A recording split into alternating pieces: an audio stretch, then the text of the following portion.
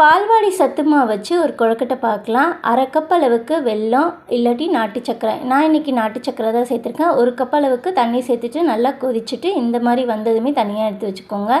1 cup அளவுக்கு நம்ம சத்து மாவு சேர்த்துட்டு 1 டீஸ்பூன் போல் நெய், கொஞ்சமாக உப்பு, வாசனைக்கு ஏலக்காய் தூள், கை ஃபுல்லாக தேங்காய் துருவல் சேர்த்துக்கோங்க. இப்போ நம்ம ரெடி பண்ணி வச்சுருக்க அந்த தண்ணி இதில் சேர்த்துட்டு எல்லாத்தையுமே சேர்த்துக்கோங்க. சேர்த்துட்டு ஒரு வாட்டி நல்லா கலந்துக்கோங்க. மாவுலேயும் கொஞ்சம் இனிப்பாக தான் இருக்கும். உங்களுக்கு எவ்வளோ தேவையோ அந்த அளவுக்கு இனிப்பு சேர்த்துக்கோங்க. இப்போ கொஞ்சம் தண்ணியாக இருக்கனால ஒரு 1/4 கப் அளவுக்கு மாவு திருப்பி எக்ஸ்ட்ரா நம்ம ஆட் பண்ணியிருக்கணும். பிசைஞ்சால் இந்த மாதிரி வரணும். இது ஒரு 5 நிமிஷத்துக்கு ரெஸ்ட்டு கொடுத்துட்டு அதுக்கப்புறம் நம்ம விருப்பமான கொழுக்கட்டை ஷேப்பில் இட்லி தட்டில் வேக வச்சு எடுக்கிறோம். அதனால் நம்ம டைரெக்டாக இட்லி தட்டிலே வச்சுக்கலாம்.